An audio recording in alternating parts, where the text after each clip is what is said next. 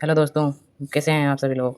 मैं आपके सामने लेके आ गया हूँ कक्षा 10 की गणित की पाठ्य पुस्तक पाठ 13.1 का क्वेश्चन नंबर 1। विद्यार्थियों के एक समूह द्वारा अपने पर्यावरण सचेतना अभियान के अंतर्गत एक सर्वेक्षण किया गया, जिसमें उन्होंने एक मोहल्ले के 20 घरों में लगे हुए पौधों से संबंधित निम्नलिखित आंकड़े एकत्रित किए। प्रति घर मध्य पौधों की संख्या ज्ञात कीजिए। तो हमें पौधों की संख्या दी हुई है और घरों की संख्या दी हुई है और माध्य ज्ञात करना है हमको। तो चलिए प्रत्यक्ष विधि से करते हैं। पहले तो यहाँ पे हमने ये पौधों की संख्या लिख ली है और घरों की संख्या भी लिख ली है।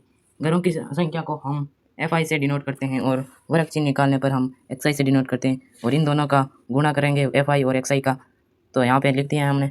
और इनका सिग्मा प्रत्यक्ष विधि का फॉर्मूला होता है कि sigma FI XI upon sigma FI।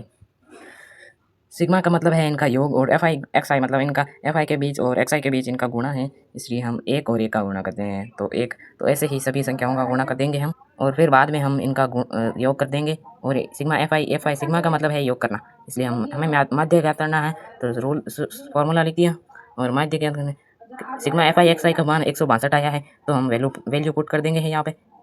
और सिग्मा FI का मान आया है 20 और माध्य ज्ञात कर तो 20 से ये 162 कटेगा तो 8.1 आएगा और अतः प्रति घर मध्य पौधों की संख्या 8.1 है। चलिए अब अगले वीडियो में मिलते हैं हम क्वेश्चन नंबर 2 में।